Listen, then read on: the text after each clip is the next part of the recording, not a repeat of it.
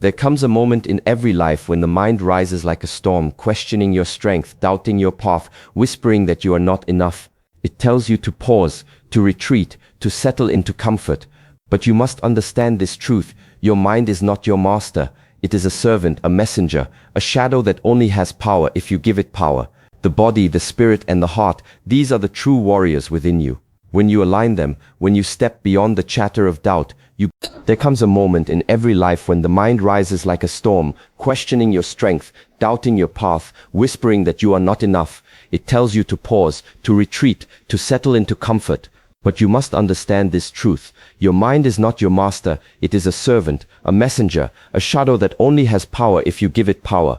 The body, the spirit, and the heart, these are the true warriors within you. When you align them, when you step beyond the chatter of doubt, you discover that it is not the mind that dictates your journey, but the intention and discipline of your will. Strength beyond the mind requires practice. It is forged in the moments when you push past exhaustion, when you stand in the face of criticism, when you walk forward even though your mind screams for retreat. Every time you take action despite fear, you reinforce your inner power. Every time you refuse to surrender to the limiting voice inside, you cultivate resilience. Your mind is tall in your journey. Welcome the teachers disguised as strangers. Welcome the lessons disguised as struggles. Welcome the tests disguised as setbacks. And now your moment has arrived. Here is your call to action. Step forward with intention. Stop asking for an easier path. Ask for a stronger mind. Look at every event in your life and say, this is here for me, not against me. Then move with purpose, courage, and gratitude, because there are no coincidences, only opportunities. By the consistent discipline to rise each day, to persevere through difficulty, and to maintain clarity when chaos surrounds you. The mind can create illusions of failure, but your consistent effort reveals the unshakable truth. You are capable, resilient, and far stronger than your doubts. And remember this, your actions define your reality far more than your thoughts ever will. Courage is born in motion, not in meditation alone. Discipline is sculpted through repetition, not through idle wishes. The body and the spirit respond to challenge, and the mind follows where action leads. When you commit to this path, when you choose strength over surrender, courage over fear, clarity over confusion, you awaken a force that no doubt, no distraction, no failure can overcome. So stand now, feel the strength within your body, the fire within your spirit, the clarity within your heart. Let the mind speak, but do not obey it blindly. Step forward into the challenges, embrace the obstacles, and act. The body and the spirit respond to challenge, and the mind follows where action leads. When you commit to this path, when you choose strength over surrender, courage over fear, clarity over confusion, you awaken a force that no doubt, no distraction, no failure can overcome. So stand now. Feel the strength within your body, the fire within your spirit, the clarity within your heart. Let the mind speak, but do not obey it blindly. Step forward into the challenges, embrace the obstacles, and act with relentless purpose. You are stronger than your mind. You have always been. Now rise and prove it, not to the world, but to yourself. Your moment is here, take it. The first step in realizing that you are stronger than your mind is understanding the nature of the mind itself. The mind is powerful, yes, but it is not infallible, and it is not your ultimate authority. It thrives on repetition, on patterns of thought that it has learned over time, and often those patterns are rooted in fear, doubt, and habit. The mind will constantly challenge you, creating scenarios of impossibility before you have even taken a single step. It will remind you of past failures, replay old mistakes, and amplify insecurities that you may have long tried to ignore. It will insist that you are not capable of achieving your goals, that the obstacles ahead are insurmountable, that you are too weak, too unprepared, or too insignificant to succeed. Yet none of this is true. The mind is merely a storyteller, crafting narratives that feel real but are often exaggerated or entirely fabricated. To rise above the mind's limitations, you must first observe it without judgment, without fear, and without submission. You must recognize that the mind is just one aspect of your being and not the ultimate measure of your strength. Awareness is the foundation of mastery. When you learn to observe your thoughts as they arise, to notice the habitual ways in which fear and doubt try to dominate your consciousness, you create a space between stimulus and response. In that space you find freedom. You realize that thoughts are not commands, that doubts are not truths, and that fear is not a signal to retreat. From this space, you can choose your actions deliberately, guided not by the mind's anxieties, but by the courage and wisdom of your deeper self. The mind may try to convince you that you need certainty before you act, that you must understand every step before moving forward, or that hesitation is protection.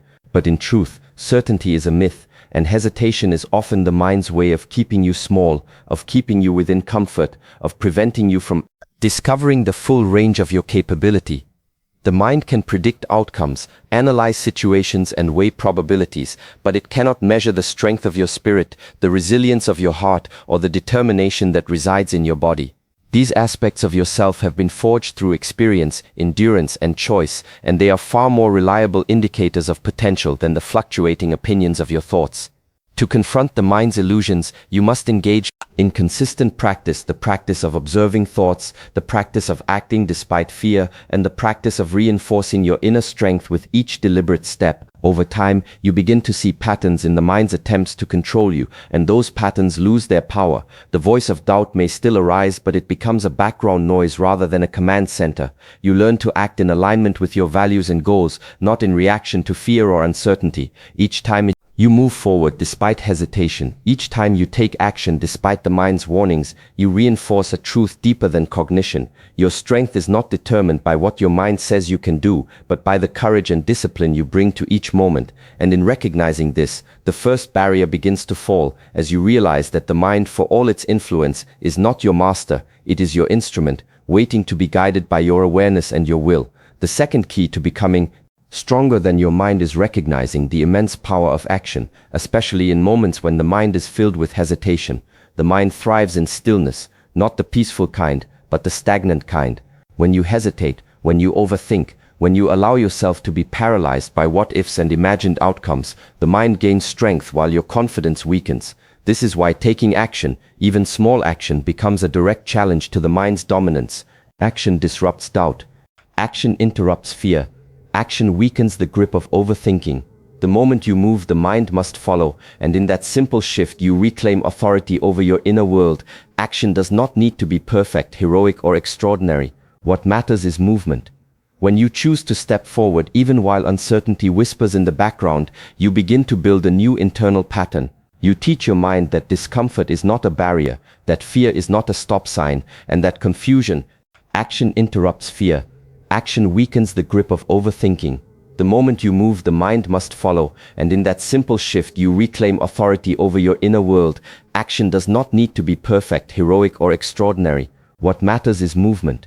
When you choose to step forward, even while uncertainty whispers in the background, you begin to build a new internal pattern. You teach your mind that discomfort is not a barrier, that fear is not a stop sign, and that confusion, reality is the opposite. Fear lessens because of action. Courage does not appear from silence. It emerges from engagement, from stepping into the unknown, from willingly facing what the mind tries to avoid. Each time you choose to act despite fear, you reinforce a powerful internal identity, one that defines you as someone who moves regardless of discomfort. Over time, this identity becomes stronger than the voice of hesitation, and your relationship with fear transforms. Fear becomes a signal. Reality is the opposite. Fear lessens because of action. Courage does not appear from silence. It emerges from engagement, from stepping into the unknown, from willingly facing what the mind tries to avoid. Each time you choose to act despite fear, you reinforce a powerful internal identity, one that defines you as someone who moves regardless of discomfort. Over time, this identity becomes stronger than the voice of hesitation, and your relationship with fear transforms. Fear becomes a signal, not to retreat, but to step forward, because you recognize it as an indicator of growth. Action also builds discipline, and discipline is one of the greatest forces in overcoming the mind's unpredictable nature.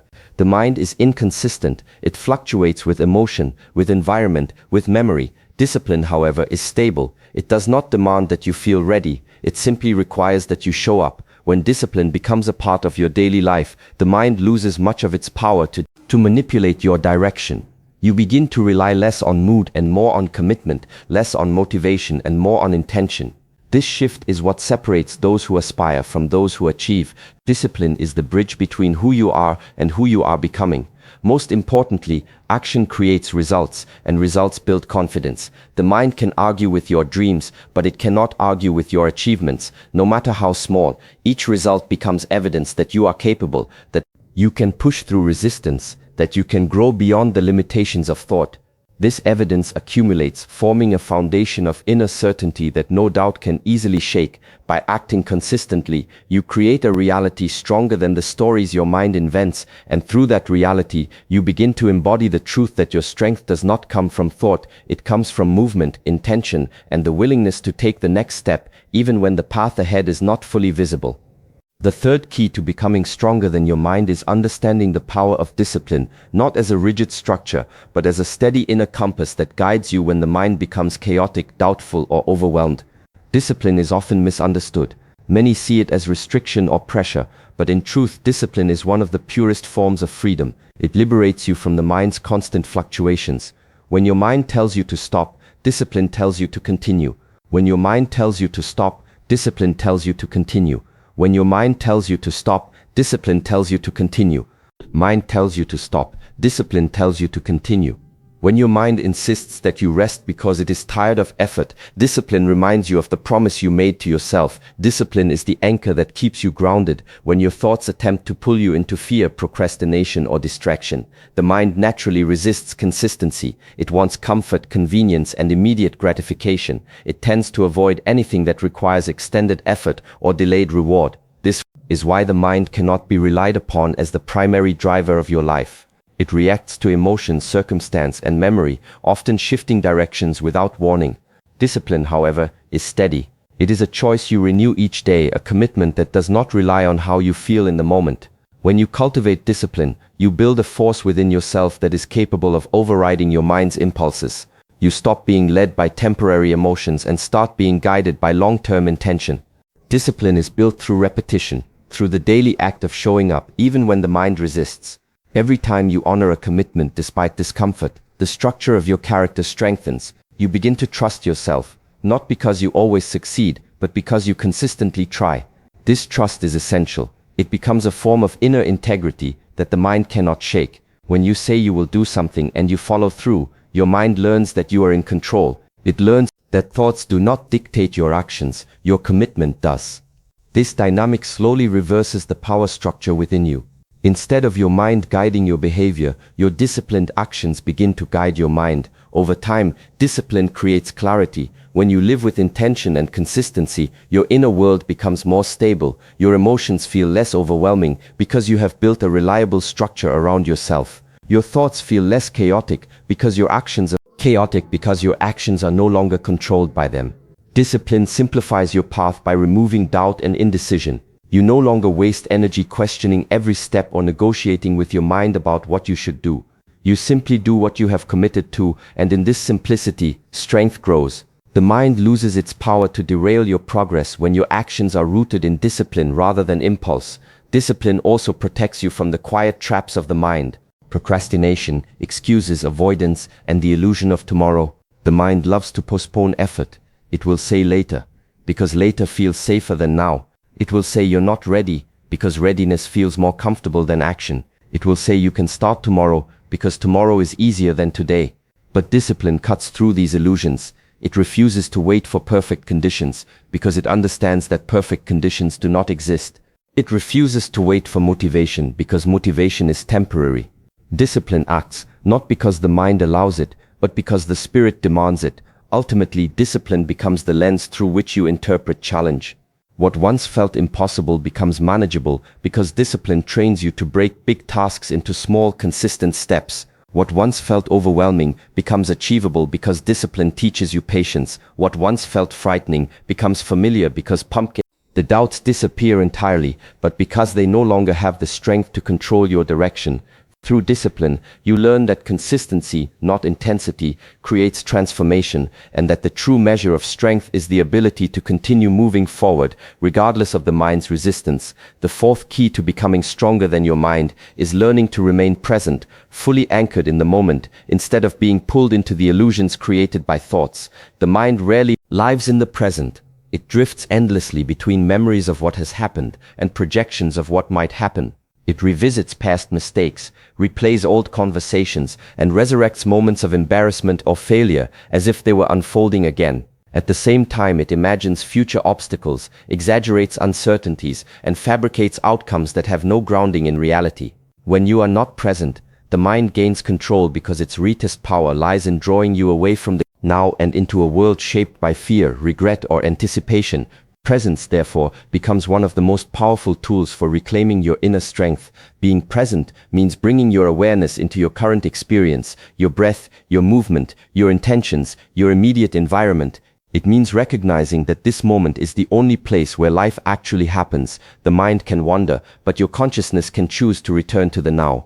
When you cultivate presence, you weaken the mind's influence because you stop feeding the stories it tries to impose on you. You begin to experience life directly, rather than through the filter of your thoughts.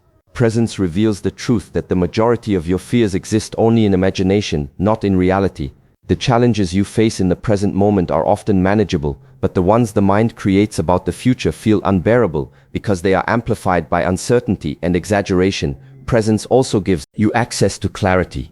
When your awareness is anchored in the moment, your thinking becomes sharper, your decisions become more grounded, and your emotions become more balanced. The mind's panic fades when you are fully here, because panic relies on imagining what could go wrong. In the present, you can see the situation clearly, what needs to be done, what steps are possible, what effort is required. This clarity transforms how you respond to difficulty. Instead of reacting impulsively or anxiously, you respond with intention and stability. Presence is not about ignoring your challenges, it is about seeing them without distortion. Another powerful aspect of presence is that it strengthens your connection with your body. The body exists only in the now, it cannot be trapped in the past or projected into the future. When you tune into your breath, your posture, your movements, you create a bridge between your awareness and your physical reality. This connection grounds you, eases your thoughts, and calms your emotions.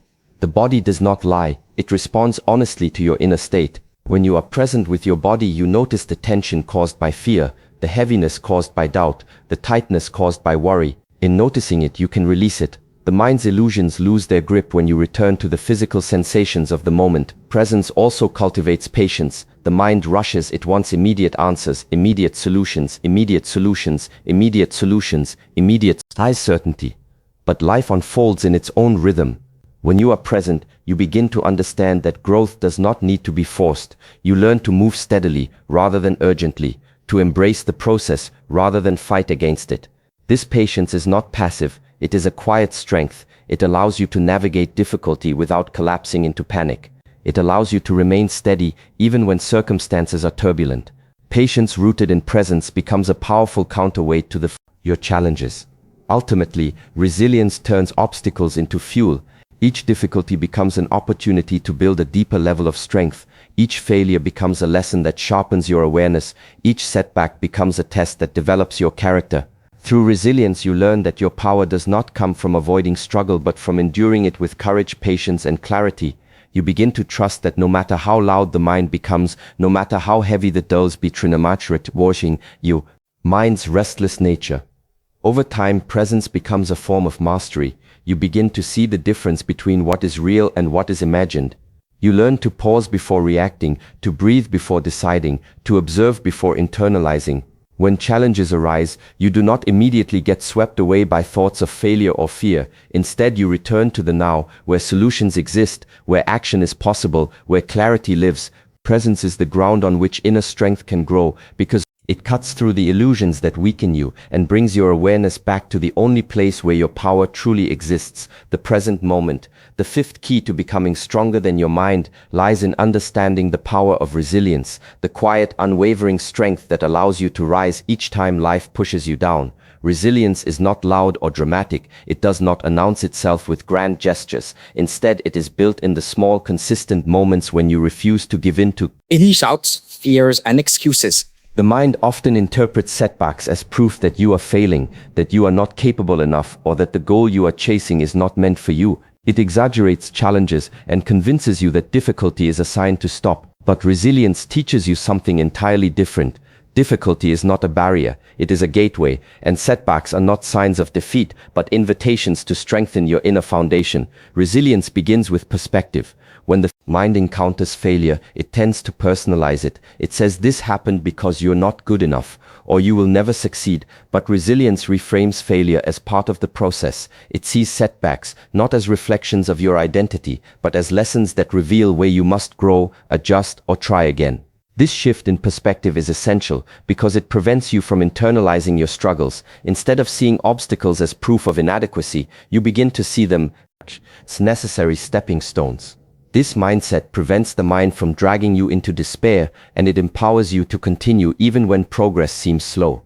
Every challenge you face tests your resilience. The mind grows louder during these moments, attempting to convince you that you should retreat. Yet it is precisely in these moments when everything feels heavy, when progress feels invisible, that resilience is shaped. Each time you stand back up, each time you choose to continue, you reinforce the idea that your strength is not defined by ease but by persistence.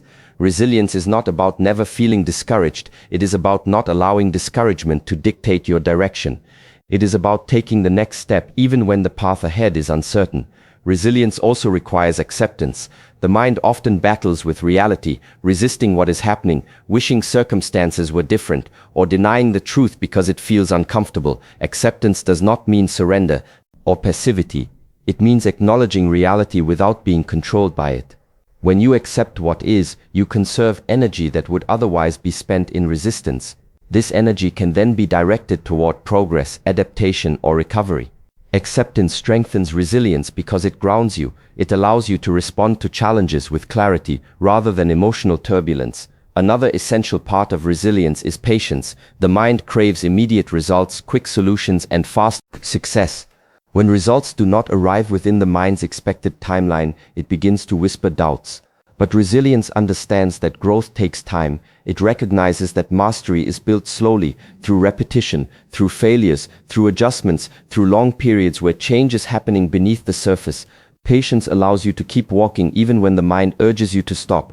It allows you to trust the process even when the outcome is not yet visible. Resilience is also strengthened through self-compassion. The mind can be harsh, critical, and unforgiving, especially when you make mistakes. But self-compassion allows you to recover more quickly from setbacks. It allows you to acknowledge your humanity, to learn from your mistakes without drowning in guilt or shame. When you treat yourself with understanding rather than judgment, you create a supportive inner environment that makes resilience more accessible. You are no longer battling yourself on top of battling. The challenge feels you have the capacity to rise again and again.